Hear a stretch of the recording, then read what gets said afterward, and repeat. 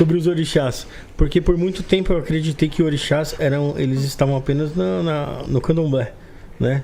Mas você fala de orixás também na Umbanda, e eu já ouvi aqui outras vezes também. Como é que é essa diferença dos orixás na Umbanda e no candomblé? Então, na verdade, tudo vai depender da doutrina e do fundamento de que cada um vai levar para a sua casa. O que nós precisamos entender foi o que eu falei para eles há pouco. O Exu, quando ele está na Quimbanda, ele é o dono da casa. Quando ele está na Umbanda, ele é o visitante. Nós deveríamos entender que o orixá, quando está na Umbanda, ele também é visitante. O orixá, quando ele está no candomblé, e entendendo que o candomblé é uma religião de matriz africana, porém brasileira, porque a forma como se trata o orixá no Brasil é totalmente diferente da forma como se trata o culto tradicional iorubá na África, ele também acaba sendo um visitante. A Umbanda é brasileira? A Umbanda é brasileira. O Candomblé é brasileiro? O Candomblé é brasileiro. A Quimbanda é brasileira? A Quimbanda vem de uma origem Congo. Nós temos aí a minha Quimbanda, né? A sua Quimbanda. A Quimbanda que eu pratico vem de uma origem Congo, mas a forma que se pratica a Quimbanda aqui, ela é uma forma brasileira. Sim, sim. O que acontece, o culto a esses espíritos fora não é tido como Quimbanda. Então podemos entender que sim. Mas o que tem mais perto aí do africano ali mesmo, do culto africano, é o candomblé, o que a gente tem mais próximo disso. Isso, porque na verdade... Então vamos lá, não, desculpa, que eu até cortei na pergunta. Que o orixá na Umbanda, pra você, é o visitante. Sim. Então, e no candomblé? A continuação tava nisso. E aí, no candomblé, existem as formas em que eles entenderam e formaram as suas vertentes, né? A diferença entre os povos africanos foi deixada de lado a partir do momento que eles foram colocados todos no mesmo navio e foram trazidos para cá. Ou eles se juntavam para sobreviver, ou essa guerra iria atravessar o oceano, iria chegar até aqui, e as diferenças de povos existiriam. E aí não seria tão fácil sobreviver, ainda uma pressão, né? Então, eles deixaram algumas diferenças territoriais, diferenças de tradição, para poderem viver em harmonia e tentar sobreviver aqui. E aí cria-se essa forma de cultuar o orixá, né? Quando eles chegam no Brasil. Pode falar, Filipe?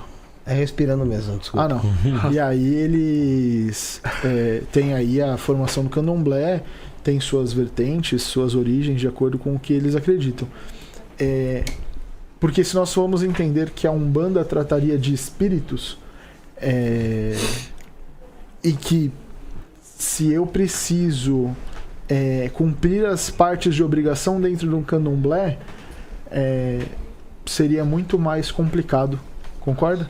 Então, assim, o orixá, ele tem uma essência dentro daquilo que eu acredito, que também não é puro da Umbanda. Uhum. Ele foi trazido como um pilar de sustentação, como um guarda-chuva que deu aí uma cobertura e uma forma de alimentar as estruturas espirituais. E tudo vai se modificando, vai se moldando também, né? Exatamente. A parada, ela chega de uma forma mais raiz, mais pura, mas vai criando suas vertentes, não tem como. Exatamente. E aí vamos entender, né?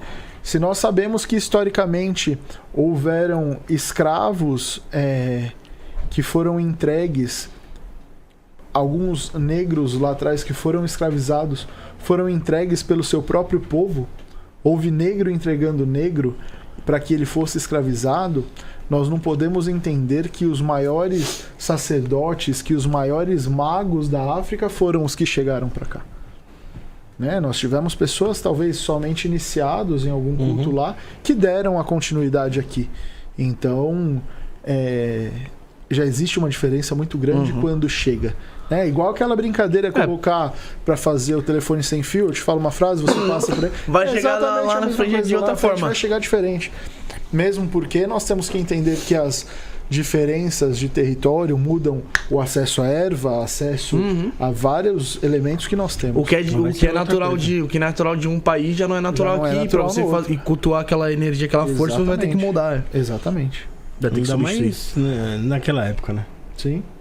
Diferente de hoje. Totalmente, E aí, o que vale a pena deixar claro é que eu não estou dizendo que a Umbanda não tem orixá. Eu estou dizendo só que nós precisamos entender, dentro da minha visão, o orixá e o sincretismo. Entende? E mesmo porque, vou colocar um questionamento que talvez possa até gerar uma polêmica, né? Como que os santos católicos se tornam santos católicos? Milagres. Ele precisa fazer algo, correto? Ele precisa. E aí ele é canonizado e ele vira um santo, correto? Correto. Se dentro do processo, pô. do orixá nós entendemos que ele é uma divindade, existem casas de orixá que não cultuam espíritos de morto. E o santo católico foi canonizado, fez um milagre e teve a passagem pela terra, não bate. A igreja católica, como todo lugar, é necromante também. É necrólatra, na verdade. Né? Exatamente. Necrólatra. Santo tá morto, né, gente? Exatamente. Ele passou Tá ligado? Não, Rafael, um santo vive. Exatamente. Então, Santos. esse é um... Não tô falando da consciência Deus, tô falando do santo, a carne dele. A carne mesmo, não, tá morto. Exatamente, Foi o mas espírito por isso que eu faço, e por isso que eu disse que talvez seria polêmico, né? Não. Como que nós vamos entender o orixá, Tranquilo. sendo que, por exemplo, nós sabemos Santa Joana d'Arc, que teve a história de Joana d'Arc, contos que ela passou pela terra. Então, na verdade, Joana d'Arc não é uma divindade. Tem Santa Não tem não, né? É um espírito de morto. Tem Santa Joana d'Arc? Santa Joana d'Arc. Tem Santa Joana d'Arc? Tem. Pode procurar. A mulher que batalhou. Tem enfim, santo de tudo, hein, Tem gente? santo de tudo. Tem, cara. Isso é Então, uma coisa que eu acho estranha. se temos uma história de que ela passou pela terra e ela morreu, ela é um espírito que teve vida.